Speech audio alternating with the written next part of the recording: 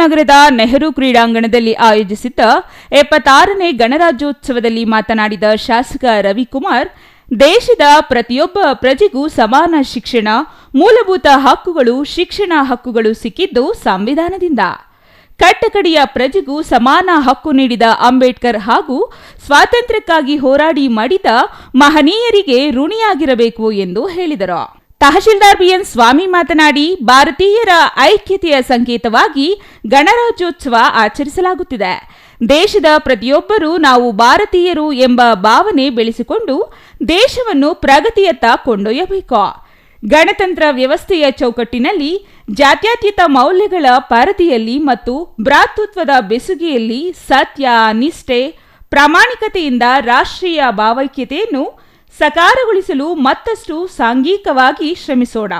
ತನ್ಮೂಲಕ ಪ್ರಜಾಸತ್ತಾತ್ಮಕ ವ್ಯವಸ್ಥೆಯ ಆದರ್ಶಗಳನ್ನು ಎತ್ತಿ ಹಿಡಿಯೋಣ ಎಂದರು.